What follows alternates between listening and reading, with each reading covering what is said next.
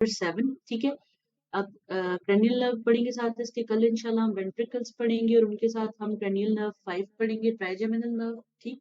उसके अलावा जो नर्व्स हमने पढ़नी है, सारी क्रेनियल नर्व्स एनाटॉमी में नहीं पढ़ी जाती, जिनकी importance just exam point of view से वही पढ़ते हैं, तो बाकी रह जाएंगी ऑल्फैक्टरी, ऑप्टिक और उसके अलावा वेस्टिबुलोकॉक्लियर। अब क्योंकि के साथ स्मेल का पाथवे, टेस्ट का पाथवे और उसके अलावा हियरिंग का पाथवे है, तो वो हम जो है पढ़ेंगे क्लिनिकल नोट्स के साथ, वही पाथवे पढ़ेंगे और साथ ही पढ़ेंगे कि लियन कहाँ पे होता है उनका, क्योंकि उस पाथवे को भी पढ़ने का एडवांटेज तब है जब उसका लियन बता सको कि उससे क्या प्रॉब्लम। उसमें फिर रह जाएंगे 2 टॉपिक्स जिसमें ब्लड सप्लाई और मेनिंजेस है, वो हम फिर से नेक्स्ट लेक्चर में कवर कर देंगे। तो फ्राइडे तक इंशाल्लाह हम चैप्टर्स वाइंड अप करेंगे, वीकेंड ऑफ होगा, मैं आपको फिर नेक्स्ट डेट इन्फॉर्म करूंगी क्योंकि मैंने आउट ऑफ टाउन जाना है। फिर क्लिनिकल नोट्स हम 2-3 दिन के गैप से करेंगे। इस दौरान आप सब लोगों ने अपना न्यूरो का जो भी टॉपिक्स रहते होंगे वो सारे कवर करने, और जो भी क्लिनिकल नोट आप लोग पढ़ना चाहते हैं वो मुझे मैसेज करके बताएंगे, ताकि वो मैं इंक्लूड करूँ। मैं अपने हिसाब से इंपॉर्टेंट बनाऊंगी, लेकिन आप लोग अपनी यूनिवर्सिटी के हिसाब से अपने पास्ट पेपर से गो थ्रू करके इंपॉर्टेंट क्लिनिकल नोट्स का नाम या स्टाइल का पेज नंबर मुझे मैसेज करेंगे ताकि वो मैं इंक्लूड करूँ, ठीक है। तो चलें स्टार्ट करते हैं।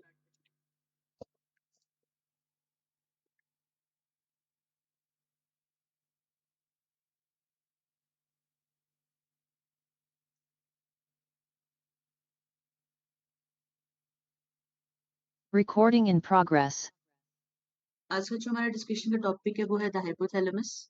आज के लेक्चर में हम देखेंगे कि हाइपोथैलेमस है क्या, इसके बॉर्डर्स क्या हैं, इसके रीजन्स कौन से हैं, इसमें न्यूक्लियाई कौन से हैं, इसके कनेक्शंस कौन से हैं और इसके फंक्शंस क्या हैं। इंट्रोडक्शन की बात करते हैं तो हाइपोथैलेमस जो है एक छोटा लेकिन बहुत इंपॉर्टेंट हिस्सा है ब्रेन का, ठीक है। यानी कि कहा जाता है कि ये जस्ट 0.3% है टोटल ब्रेन का, ठीक है।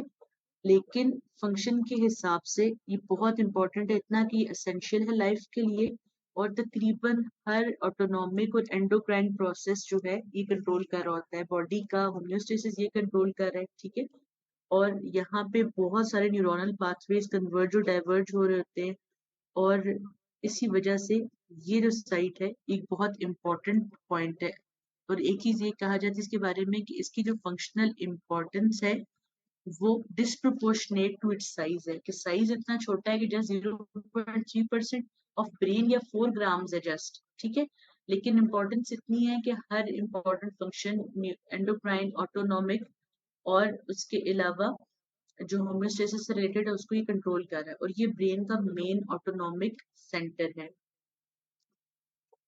डाइनसेफ्लॉन जो है हमारा ब्रेन को, सेरिब्रम को हमने 2 पार्ट्स में डिवाइड किया था, टेलेंसेफ्लॉन और डाइनसेफ्लॉन। ये डाइनसेफ्लॉन का सबसे वेंट्रल पार्ट है, ठीक है। ये एच से लेबल्ड है हाइपोथैलेमस, और ये थैलेमस से बिलो लाई करता है, ठीक है। और इसके साथ ही आगे मौजूद होता है यहाँ पर सब थैलेमस, तो उससे ये वेंट्रोमीडियली लाई करता है। बॉर्डर्स की बात करते हैं तो बॉर्डर्स या बाउंड्रीज एक ही सेंस में हम लेंगे तो सबसे पहले हाइपोथैलेमस का एंटीरियर बॉर्डर आ जाता है। अब एंटीरियर बॉर्डर वो है जो लेमिना टर्मिनालिस बनाएगा। अब सवाल ये कि लेमिना टर्मिनालिस क्या चीज है। ये एक ट्रैक्ट है जो कि एक्सटेंड करता है एंटीरियर कमिश्र से लेकर ऑप्टिक कैज्म तक, यानी यहाँ पर ऑप्टिक कैज्म है, ठीक है, और यहाँ पर है एंटीरियर कमिश्र। इनके दरमियान एक ट्रैक एक्सटेंड करता है और ये हाइपोथैलेमस के एंटीरियरली लाई करता है। पोस्टीरियर बॉर्डर की बात करें तो जो हाइपोथैलेमस है उसके पोस्टीरियरली डाइनसेफ्लॉन का ही एक पार्ट सब थैलेमस आता है। अब कुछ बुक्स में मेंशन होगा कि यहाँ पर मिड ब्रेन मौजूद है, तो ये चीज माइंड में रखनी है कि सब थैलेमस जो है वो मिड ब्रेन के साथ मर्ज हुआ होता है, ठीक है। सब थैलेमस मिड ब्रेन के साथ मर्ज हुआ होता है, तो अगर बाउंड्री में ये लिखा हो कि हाइपोथैलेमस के पोस्टीरियर एस्पेक्ट पर मिड ब्रेन मौजूद है, मिड ब्रेन के किसी न्यूक्लियस का नाम हो, तो वो भी ठीक कंसीडर होता है। सुपीरियर बॉर्डर की बात करते हैं, अभी हमने जिक्र किया था कि ये इंफीरियर टू थैलेमस है, यानी कि थैलेमस इसकी सुपीरियर बाउंड्री में मौजूद है।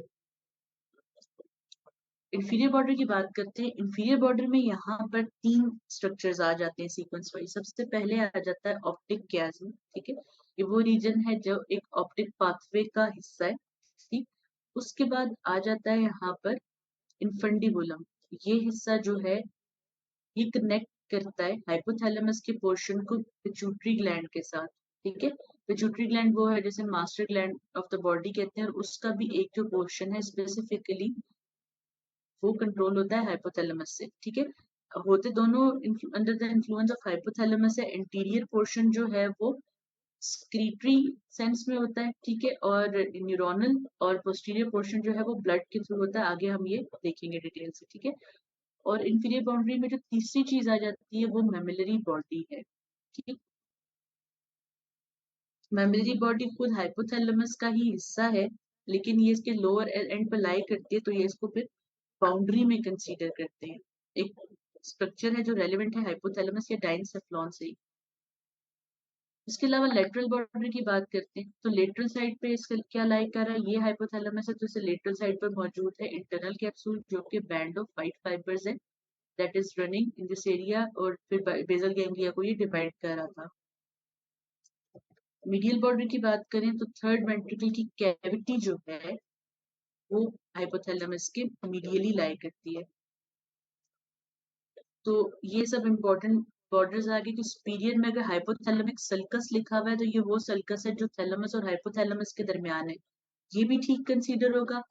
एंटीरियर एस्पेक्ट पे अगर एंटीरियर कमिश्चर, लैमिना टर्मिनलिस और ऑप्टिक कियाज्म ये तीनों चीजें लिखी हैं तो भी ठीक कंसीडर होंगी, ठीक है, क्योंकि लैमिना टर्मिनलिस जो है इन दो स्ट्रक्चर्स के दरमियान एक्सटेंड हो रहा है, ठीक है। डिफरेंट टेक्स्ट बुक में, डिफरेंट टेक्स्ट में अलग अलग बाउंड्रीज मेंशन है, लेकिन स्ट्रक्चर्स यही है सब, ठीक।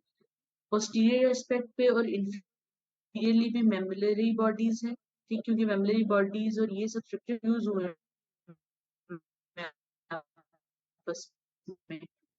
और इंफीरियर में इन्फंडिबुलम जैसे जिक्र किया, उसके अलावा मीडियन एमिनेंस सुपर सैनेरियम जो इसको पिट्यूटरी ग्लैंड से कनेक्ट कर रही है। अब क्योंकि ये इंफीरियरली मौजूद है तो इसको फिर इंफीरियर बाउंड्री में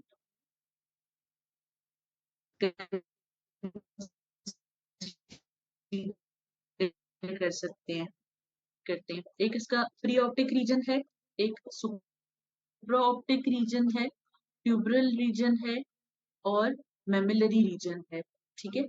ये सारे रीजन्स जो हैं ये जिन जिन मतलब सीक्वेंस इस तरह है कि सबसे आगे प्री ऑप्टिक है, देन सुप्रा ऑप्टिक है, फिर ट्यूबरल रीजन है, फिर मेमिलरी रीजन है। अब प्री ऑप्टिक रीजन वो है जो लेमिना टर्मिनालिस को ज्वाइन करता है, ठीक है प्री ऑप्टिक रीजन जो ये टिलेनसेफ्लॉन का हिस्सा है, लेकिन फंक्शनली थैलेमस का हिस्सा है, ठीक। जो प्री ऑप्टिक रीजन है ये वैसे टिलेनसेफ्लॉन का हिस्सा है, लेकिन फंक्शनली ये हाइपोथैलेमस का पार्ट कंसीडर होता है, ठीक है।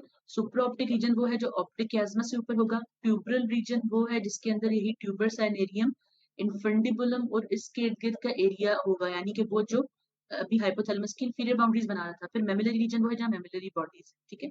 यहाँ आप देख सकते हैं सबसे पहले प्री ऑप्टिक रीजन है। प्री ऑप्टिक रीजन कौन सा, पर्पल से जो मार्क हुआ हुआ है लेमिना टर्मिनालिस वाला रीजन, ठीक है। ये वाला स्टॉप क्या है, ये लेमिना टर्मिनालिस है। फिर सुप्रा ऑप्टिक रीजन है वो जो ऑप्टिक कियाज्म ये है इससे ऊपर का एरिया जो ग्रीन न्यूक्लियाई से डिनोटेड है। उसके बाद फिर ट्यूबरल रीजन है। ट्यूबरल रीजन वो है जिसमें ट्यूबर साइनेरियम और इन्फंडिबुलम आप देख सकते हैं, ये पिट्यूटरी ग्लैंड है, और ये जिस जगह से कनेक्ट हो रहा है हाइपोथैलेमस के साथ वहां पर ये ट्यूबर साइनेरियम और इन्फंडिबुलम मौजूद है। एंड पे आ जाता है मेमिलरी रीजन जहां पर मेमिलरी बॉडीज हैं, ये मैरून से डिनोटेड है। अब ये जो सारे रीजन्स हैं इसके अंदर हाइपोथैलेमस के न्यूक्लियाई ऑर्गेनाइज्ड है। प्री ऑप्टिक रीजन के अंदर प्री ऑप्टिक न्यूक्लियस है, सुप्रा ऑप्टिक रीजन के अंदर सुप्रा ऑप्टिक न्यूक्लियस है, एंटीरियर न्यूक्लियस है, पैरावेंट्रिकुलर न्यूक्लियस है। ट्यूबरल रीजन के अंदर आर्क्यूएट या इन्फंडिबुलर न्यूक्लियस है, वेंट्रोमीडियल न्यूक्लियस है और डोर्सोमीडियल न्यूक्लियस है। और मेमिलरी रीजन के अंदर पोस्टीरियर न्यूक्लिया है। अब हाइपोथैलेमस के न्यूक्लियाई को पढ़ने के लिए एक और डिवीजन जो है, एक और तरीका क्लासिफाई करने का ज्यादा फॉलो किया जाता है, जो कि इस तरह है कि जो फॉर्निक्स है उसका इंटीरियर कॉलम इसमें से फाइबर जो है पास करते हैं, हाइपोथैलेमस से होकर मेमोरी बॉडी तक रन करते हैं। और इस डिवीजन की वजह से जो हाइपोथैलेमस है वो मीडियल और लेटरल जोन्स में डिवाइड होता है। अब जो न्यूक्लियाई हमने यहाँ रीजन्स के हिसाब से पढ़े थे, इन्हीं न्यूक्लियाई को हम मीडियल और लेटरल जोन्स में डिवाइड करके पढ़ेंगे। और ये जोन बने क्यों है? क्योंकि एंटीरियर कॉलम ऑफ फॉर्निक्स जो है ये पास किया है हाइपोथैलेमस के सब्सटेंस में, और कहाँ तक गया है? मेमिलरी बॉडी तक। इस वजह से हाइपोथैलेमस का सब्सटेंस दो जोन्स में डिवाइड हो गया है, मीडियल और लेटरल जोन। ठीक है, फिर बात करते हैं मीडियल न्यूक्लियाई की। मीडियल जोन में 8 न्यूक्लियाई आ जाते हैं। सबसे पहला जो न्यूक्लियस है वो है प्री ऑप्टिक न्यूक्लियस। ठीक है, उसके बाद आ जाता है एंटीरियर न्यूक्लियस, उसके बाद है सुप्राकियास्मेटिक न्यूक्लियस। ठीक है, सुप्रा ऑप्टिक या सुप्राकियास्मेटिक न्यूक्लियस है क्योंकि ये ऑप्टिक कियाज्मा से ऊपर है। ठीक है, उसके बाद आ जाता है पैरावेंट्रिकुलर न्यूक्लियस, उसके बाद आ जाता है डॉर्सोमीडियल न्यूक्लियस। ठीक, फिर है हमारे पास वेंट्रोमीडियल न्यूक्लियस, फिर इनफंडिबुलर या आर्कुएट न्यूक्लियस है, और एंड में पोस्टीरियर न्यूक्लियस है। अगर आप इस डिवीजन के साथ कंपेयर करें तो ये सब रीजन वाइज अलग अलग जगह अरेंज थे। ठीक है, वहां पोस्टीरियर मीडियल रीजन का हिस्सा है, लेकिन यहाँ पोस्टीरियर न्यूक्लियस जैसे मेमोरी रीजन का हिस्सा है। तो ये डिवीजन जो मीडियल टू लेटरल वाली है ये ज्यादा फॉलो होगी। फिर लेटरल न्यूक्लियस की बात करते हैं। इसके अंदर आ जाते हैं वैसे 5 न्यूक्लियस, लेकिन 2 न्यूक्लियस ऐसे हैं जो सिचुएटेड मीडियल रीजन के अंदर है, उनका जस्ट थोड़ा सा पोर्शन लेटरल साइड पर एक्सटेंड करता है, उसमें 2 आ जाते हैं। पहला है प्री ऑप्टिक। ठीक है, प्री ऑप्टिक न्यूक्लियस जो कि हिस्सा मीडियल न्यूक्लियाई का था, उसका कुछ पोर्शन लेटरल न्यूक्लियाई का भी हिस्सा है। और दूसरा जो आ जाता है वो है सुप्राकियास्मेटिक न्यूक्लियस। ठीक है वो मीडियल में सिचुएटेड। यहाँ भी हमने देखा था ये प्री ऑप्टिक और सुप्रा ऑप्टिक या सुप्राकियास्मेटिक, लेकिन इनका कुछ पोर्शन जो है वो लेटरल साइड पर भी एक्सटेंड कर रहा है। ठीक है, और लेटरल के अपने जो न्यूक्लियस है उसमें एंटीरियर टू पोस्टीरियर जाते हुए आ जाता है सुप्रा ऑप्टिक न्यूक्लियस है, फिर उसके बाद लेटरल ट्यूबुलर न्यूक्लियस है, और फिर ट्यूबुलो मेमिलरी न्यूक्लियस है। ठीक है, ये इनके फंक्शंस की लिस्ट है। ठीक, सुप्रा ऑप्टिक न्यूक्लियस जैसे जो है ये वेजोप्रेसिन बनाता है। वेजोप्रेसिन क्या चीज है? इसको एंटी डायूरेटिक हार्मोन कहते हैं। ये वही हार्मोन है जो किडनी की डिस्टल कन्वोल्यूटेड ट्यूब्यूल और कलेक्टिंग डक्ट पे एक्ट करता है और यूरिन की कॉन्सेंट्रेशन चेंज करता है। फिर पैरावेंट्रिकुलर न्यूक्लियस जो है ऑक्सीटोसिन बनाता है। ठीक है, ऑक्सीटोसिन वो हार्मोन है जो फीमेल्स में मिल्क की स्क्रीशन करवाता है, उसके अलावा लेबर में हेल्प करता है। प्री ऑप्टिक और एंटीरियर न्यूक्लियाई पैरासिम्पैथेटिक सिस्टम को कंट्रोल करते हैं, पोस्टीरियर और लेटरल न्यूक्लियाई सिंपैथेटिक सिस्टम को कंट्रोल करते हैं। Anterior hypothalamic nuclei temperature regulate करते हैं हीट के रिस्पॉन्स में। Posterior hypothalamic nuclei temperature control करते हैं कोल्ड के रिस्पॉन्स में, यानी अगर हीट ज्यादा है तो स्वेटिंग करके बॉडी का टेम्परेचर कूल डाउन किया जाता है, अगर सर्दी ज्यादा है तो शिवरिंग करवाकर, ठीक है, हेयर्स जो हैं उनको इरेक्ट कर रेक्टर पेलाई को कॉन्ट्रैक्ट करवाकर एयर को ट्रैप किया जाता है ताकि ठंड ना लगे। फिर लेटरल हाइपोथैलेमिक न्यूक्लियाई है, ये ईटिंग इनिशिएट करते हैं, भूख लगवाते हैं, इनको फिर हंगर सेंटर कहा जाता है। Medial hypothalamic nuclei eating inhibit करवाते हैं और फीलिंग ऑफ सेटिस्फेक्शन लाते हैं कि पेट भर गया है, तो कहते हैं सैटिस्फाइटी सेंटर है। ठीक है, lateral hypothalamic nuclei water intake भी बढ़ाते हैं, थर्स्ट सेंटर भी यहाँ मौजूद है। और सुप्राकियास्मेटिक न्यूक्लियस जो है ये सर्केडियन रिदम्स कंट्रोल करता है, यानी जो चीजें जो प्रोसेसेस टाइम के साथ साथ होते हैं, जैसे हमने बायोलॉजिकल रिदम या बायोलॉजिकल क्लॉक की भी बात की थी कि जैसे नींद पूरी होना, आपका जाग जाना, ठीक है, उसके अलावा एड्रीनोकोर्टिकोट्रोफिक हार्मोन का रिलीज होना, टेम्परेचर की चेंजेस जो टाइम के साथ साथ होती हैं, ठीक है, ये सारी एक्टिविटीज हाइपोथैलेमस भी इम्पेक्ट करता है। इसके अलावा इवन किडनी से हार्मोन्स का स्क्रीशन, ब्लड सेल्स की काउंट, इस तरह की चीजें भी हाइपोथैलेमस के कंट्रोल में आती है। ये एक समरी है हाइपोथैलेमस के न्यूक्लियाई की। ठीक है, इस तरह का अरेंजमेंट है और दरमियान में से जो है ना वो फाइबर्स गुजर रहे थे जिन्होंने इसको लेटरल और मीडियल दो साइड्स में डिवाइड किया था। ठीक,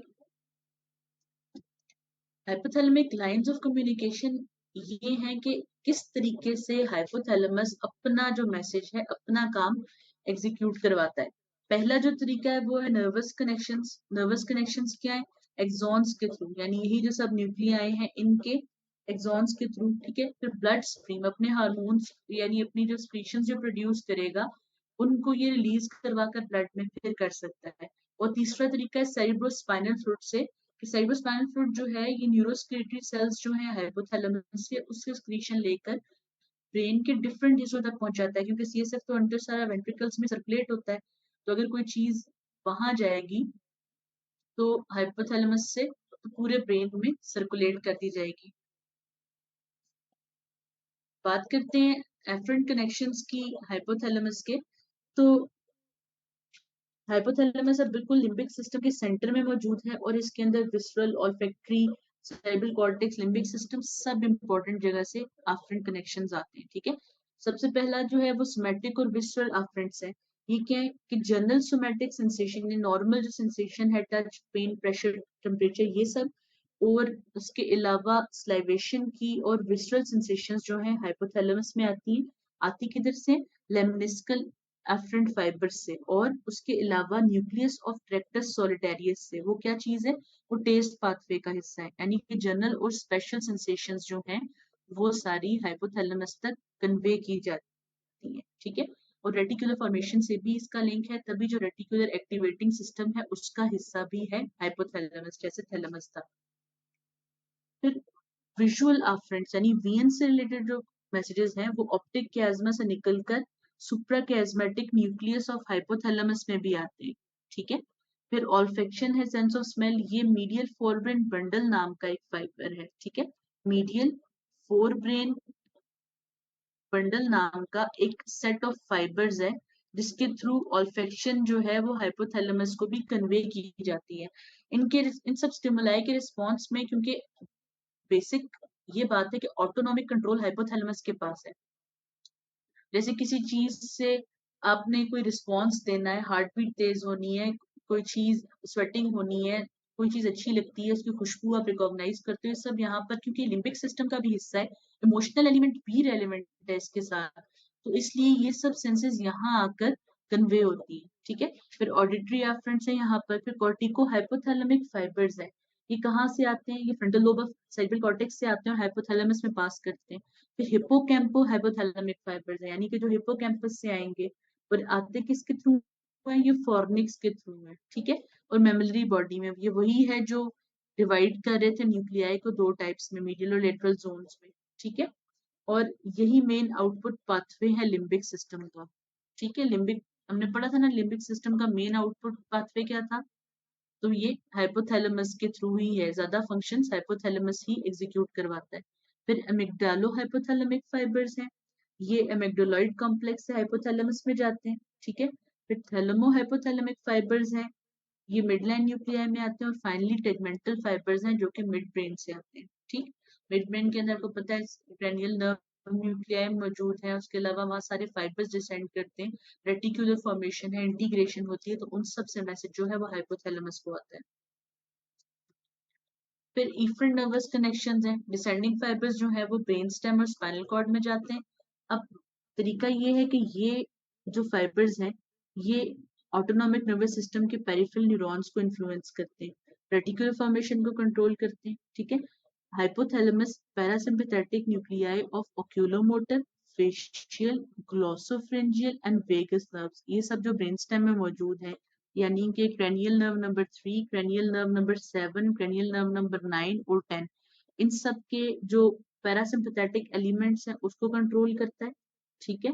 उसके अलावा सिंपैथेटिक गैंग्लिया को भी कंट्रोल करता है, ठीक। तो तभी कहते हैं कि ऑटोनॉमिक नर्वस सिस्टम का मेन रेगुलेटर जो है वो हाइपोथैलेमस है, सही। फिर मेमोलोथैलेमिक ट्रैक्ट है, ये सिंगुलेट गायरस से रिलेटेड है, सही। फिर मेमोलो टेगमेंटल ट्रैक्ट है, जो मेमोलोटेगमेंटल ट्रैक्ट जो है ये रेटिकुलर फॉर्मेशन में जाकर टर्मिनेट होगा। उसके अलावा लिम्बिक सिस्टम के साथ कनेक्शंस है जिनके थ्रू ये इमोशनल रिस्पॉन्सेज को कंट्रोल करता है। समरी है हाइपोथैलेमस से कनेक्शन की इनपुट्स ब्रेन स्टेम से भी आती हैं, विजुअल, सोमैटिक, गेस्टेटरी। उसके अलावा लिम्बिक सिस्टम फॉर्निक्स से, स्ट्राया टर्मिनालिस से, साइबल कॉर्टेक्स से आती है, रेटिना से आती है, और नॉन न्यूरल इनपुट्स जो हैं वो ब्लड से टेम्परेचर और ऑस्मोलैरिटी हार्मोन लेवल से आती है। इसमें जो एंटी डायूरेटिक हार्मोन है, ठीक है, जो सुप्राकियास्मेटिक न्यूक्लियस रिलीज करता है, पैरावेंट्रिकुलर साथ सपोर्ट करता है। अब ब्लड की अगर ऑस्मोलैरिटी बढ़ जाती है, यानी कि ब्लड अगर कॉन्सेंट्रेशन ज्यादा हो गई है उसकी, तो ये यूरिन फॉर्मेशन को कम कराकर वाटर को कंट्रोल करता है, ठीक है। ब्लड की ऑस्मोलैरिटी ये चेंज करता है इस तरह। आउटपुट्स कहाँ जाती हैं? सारे इनपुट स्ट्रक्चर्स को दोबारा आउटपुट भी इसकी जाती है, ठीक है। थैलेमस में जाती है, ऑटोनॉमिक नर्वस सिस्टम में, और पिट्यूटरी ग्लैंड में, जिसको भी हम डिटेल से पढ़ेंगे। Connection with hypophysis cerebri. Hypophysis cerebri वो है जिसको हम पिट्यूटरी ग्लैंड कहते हैं, ठीक है। अब पिट्यूटरी ग्लैंड से हाइपोथैलेमस का कनेक्शन दो तरीके से। एक कनेक्शन इसका न्यूरल है और एक कनेक्शन जो है इसका वो ब्लड से है, ठीक है। ये जो पोस्टीरियर लोब है इससे कनेक्शन न्यूरल पाथवे से है और एंटीरियर लोब से कनेक्शन के थ्रू है, तभी इस सिस्टम को हम ट्रैक कहेंगे। और नेक्स्ट जो पैटर्न है उसको हम हाइपोफिजियल पोर्टल सिस्टम कहते हैं। अब तरीका ये है कि जो न्यूक्लियाई मौजूद हैं हाइपोथैलेमस के अंदर, ठीक है, वो अपनी स्क्रीशन प्रोड्यूस करते हैं जिनका नाम है एंटी डायूरेटिक हार्मोन और ऑक्सीटोसिन। अब न्यूरॉन्स इस तरह है कि वो डिसेंड करते हैं, ठीक है, मीडियल एमिनेंस के through posterior lobe of pituitary में, और इनके एक्सॉन्स के अंदर ये स्टोर्ड होते हैं हार्मोन्स जो ये आगे पास करते हैं। जैसे नॉर्मल पाथवे में न्यूरोट्रांसमीटर रिलीज होता है, यहाँ पर ये वाले हार्मोन्स रिलीज होते हैं, ठीक है। डिफरेंट रिस्पॉन्सेज में हाइपोथैलेमस जब इम्पैक्ट होता है, ठीक है, जैसे कि ऑस्मोलैरिटी डिटेक्ट करता है हाइपोथैलेमस, तो इन न्यूक्लियाई या इस हाइपोथैलेमो फिजियो हाइपोफिजियल ट्रैक्ट के थ्रू वेसोप्रेसिन या एंटी डायूरेटिक हार्मोन रिलीज करता है जो ब्लड की ऑस्मोलैरिटी को रेगुलेट करता है। इसी तरह ऑक्सीटोसिन जो है वो लेबर के रिस्पॉन्स में भी पॉजिटिव फीडबैक से बनता है, और उसके अलावा जब बेबी ब्रेस्ट फीडिंग में सकलिंग करता है तो उसके रिस्पॉन्स में भी ऑक्सीटोसिन रिलीज होता है जो कि मिल्क की इंजेक्शन करवाता है, ठीक है। यानी हाइपोथैलेमो हाइपोफिजियल ट्रैक्ट का क्या पैटर्न है? न्यूक्लियाई हैं जिनके जिनके एक्सॉन्स न्यूक्लियाई ने प्रोड्यूस करनी है स्क्रीशन, एक्सॉन्स में स्टोर होनी है उनके, और वो डिसेंड करके आते हैं पोस्टीरियर पिट्यूटरी में, वहां ये अपनी स्क्रीशन रिलीज करते हैं, ठीक है। यानी कि जो पोस्टीरियर पिट्यूटरी की दो स्क्रीशंस हैं जिनको वेसोप्रेसिन और ऑक्सीटोसिन कहते हैं, वो बेसिकली हाइपोथैलेमस की स्क्रीशंस हैं, पिट्यूटरी से जस्ट वो रिलीज होती हैं। दूसरा जो पैटर्न है हाइपोफिजियल पोर्टल सिस्टम, ये पैटर्न ऐसा है जो ब्लड के थ्रू रेगुलेट होता है। हाइपोथैलेमस जो है कुछ रिलीजिंग हार्मोन्स बनाता है, ठीक है, रिलीजिंग हार्मोन्स बनाता है, और कुछ रिलीज इनहिबिटरी हार्मोन्स बनाता है, यानी जो दूसरे ग्लैंड की रिलीज को नहीं होने देते।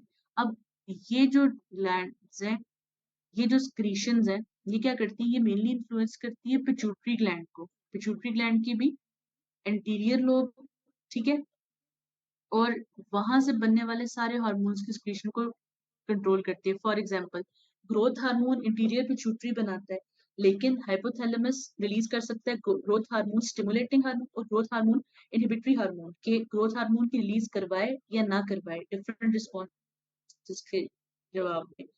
इसी तरह पिट्यूटरी रिलीज करता है थायरोट्रोपिक रिलीजिंग हार्मोन जो थायराइड से रिलीज करवाए, लेकिन उसके स्टिमुलेटिंग फैक्टर को कंट्रोल कर सकता है हाइपोथैलेमस। अब ये किस तरह करता है?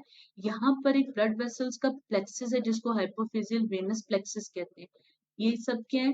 ये मतलब इस तरह का कनेक्शन है ब्लड वेसल्स का जो कि बेसिकली फेनेस्ट्रेटेड कैपिलरीज हैं। कैपिलरीज में क्या होता है? एक एंड पे आर्टरी होती है और एक एंड पे वेन होती है। सुपीरियर हाइपोफिजियल आर्टरी की ब्रांचेस हैं और हाइपोफिजियल वेन्स हैं, इनका कनेक्शन है। इनके अंदर आकर ये जो एंजाइम्स हैं या स्क्रीशंस हैं, फैक्टर्स हैं, ये डिसेंड करते हैं और एंटीरियर पिट्यूटरी की स्क्रीशन को कंट्रोल करते हैं, ठीक है। हाइपोथैलेमस के फंक्शन की बात करते हैं। हाइपोथैलेमस की लंबी लिस्ट है फंक्शन की बुक में हेडिंग्स की फॉर्म में मेंशन्ड है, लेकिन यहाँ हम जस्ट पॉइंट की फॉर्म में डिस्कस करेंगे। होम्योस्टेटिक मैकेनिज्म में कोऑर्डिनेशन करता है, यानी होम्योस्टेसिस में मेन चीजें क्या आती हैं? बॉडी फ्लूइड बैलेंस आ जाता है, बॉडी का टेम्परेचर आ जाता है, ठीक है। और तो ये दोनों चीजें हाइपोथैलेमस कंट्रोल करता है, क्योंकि यहाँ पे कोल्ड के रिस्पॉन्स में, हीट के रिस्पॉन्स में कंट्रोल करने के लिए न्यूक्लियाई मौजूद है। उसके अलावा थर्स्ट को, हंगर को इम्पैक्ट करने के लिए न्यूक्लियाई मौजूद है, ठीक है। इंपॉर्टेंट फंक्शन इसका ये है कि ये पिट्यूटरी ग्लैंड से हार्मोनल रिलीज कंट्रोल करवाता है। जैसे अभी हमने बात की कि पिट्यूटरी ग्लैंड खुद मास्टर ग्लैंड है, लेकिन उसकी भी स्क्रीशन सारी हाइपोथैलेमस के कंट्रोल में। उसके अलावा ऑटोनॉमिक एक्टिविटी का मेन सेंटर है, ठीक है। ऑटोनॉमिक रिस्पॉन्स कोई भी आना है, सिंपैथेटिक है चाहे पैरासिम्पैथेटिक है, वो सब किसके रिस्पॉन्स में होना है, वो सब हाइपोथैलेमस के रिस्पॉन्स में होना है। उसके अलावा ये मेडुला ऑब्लोंगेटा के न्यूक्लियाई को कंट्रोल करता है, जो कार्डियोवास्कुलर सिस्टम रिस्पायरेशन से रिलेटेड है, यानी हार्ट रेट कंट्रोल करने के लिए। उसके अलावा रिस्पायरेशन की रेट और डेप्थ कंट्रोल करने में भी हाइपोथैलेमस का रोल है, ठीक है। उसके अलावा इसका पोस्टीरियर रीजन सिंपैथेटिक से रिस्पॉन्सेस करवाता है और एंटीरियर रीजन पैरासिम्पैथेटिक रिस्पॉन्सेस कराता है। अब क्योंकि ये लिम्बिक सिस्टम का भी हिस्सा है, तो इसके जो मेमिलरी न्यूक्लियाई हैं वो इमोशनल बिहेवियर और मेमोरी से रिलेटेड है, ठीक है। इसका सुप्राकियास्मेटिक न्यूक्लियस जो है डायगोनल रिदम और स्लीप वेक साइकिल के साथ। रिकॉल करें, हमने कहा था कि रेटिकुलर फॉर्मेशन एक चीज है, लेकिन जो पूरा सिस्टम है वो रेटिकुलर एक्टिवेटिंग सिस्टम है। उसके अंदर वो स्ट्रक्चर्स भी हैं जिसमें हमने थैलेमस का भी जिक्र किया था, और आज हमने ये पढ़ा है कि हाइपोथैलेमस भी रेटिकुलर एक्टिवेटिंग सिस्टम का हिस्सा है, ठीक है। तो लेटरल थैलेमस और वेंट्रिडियल न्यूक्लियस है, ये फीडिंग और ड्रिंकिंग से रिलेटेड है, जैसे बात की थी कि यहाँ करने के लिए। उसके अलावा फीडिंग से रिलेटेड रिफ्लेक्सेस जैसे लिकिंग और स्वॉल्विंग है।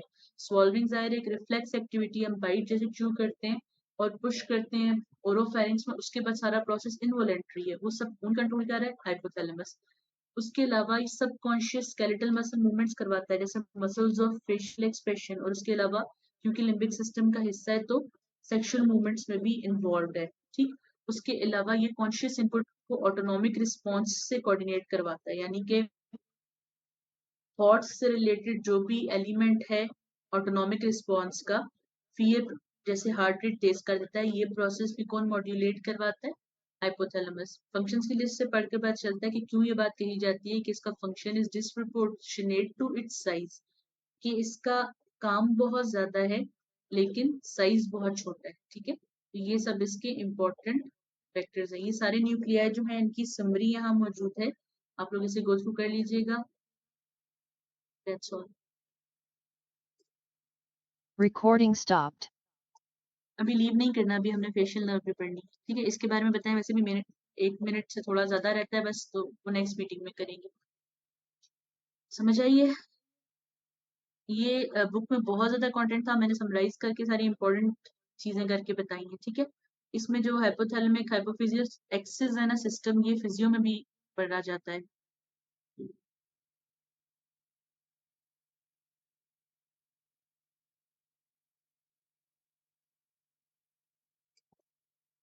स्नेल का पूरा चैप्टर है ये, chapter number 13, hypothalamus and it's connections, ठीक है। इसकी वजह से मैंने डिस्ट्रीब्यूशन बताई है, इस तरह फॉलो करके इंशाल्लाह फ्राइडे तक चैप्टर्स कंप्लीट कर लेंगे। उसके बाद एक लेक्चर मंडे या ट्यूसडे मैं आपको पहले बता दूंगी क्लिनिकल्स का होगा। वीकेंड पे आप लोगों ने देखकर मुझे बता देना है सारा कुछ कि कौन से क्लिनिकल्स आप लोग पढ़ना चाहेंगे, ठीक है। नर्व इस तरह करेंगे कि खाली जो इम्पोर्टेंट इसमें बताइए, बेसिकली जो क्रेनियल नर्व्स है ना, वो लिखने से ज्यादा जो है ना वो आती है इनके टेस्ट परफॉर्म करने के लिए। फेशियल नर्व टेस्टिंग कैसे करनी है, वेस्टिबुलर कॉक्लियर कैसे करनी है, लेकिन जो इनका न्यूरोएनाटमी में इंपॉर्टेंट एलिमेंट है ना, वो है फर्स्ट, सेकंड, फिफ्थ, सेवंथ और एट्थ नर्व का, जो नेटमी न्यूरोएनाटमी में पूछी जाती है। तो हम ये सब पढ़ेंगे, आज फेशियल पढ़ेंगे इंशाल्लाह, और कल के लेक्चर के साथ पढ़ेंगे ट्राइजेमिनल। फिर जो 3 रह जाएंगी ना, वो ऑल्फैक्टरी और विजुअल और हियरिंग पाथवे से रिलेटेड है, ठीक है। तो वो हम फिर क्लिनिकल नोट्स के साथ पढ़ेंगे, क्योंकि जैसे ऑप्टिक पाथवे के लियंस जो है वो बायोटेम्पोरल हेमिनोपिया इस तरह की चीजें प्रोड्यूस करते हैं, वो फिर हम रिलेट करके देखेंगे, ठीक है। चलिए नेक्स्ट लिंक मैं आपको भेजती हूँ, ज्वाइन करें, फिर पढ़ते हैं। सारी न्यूरो एनाटमी से नहीं पढ़नी।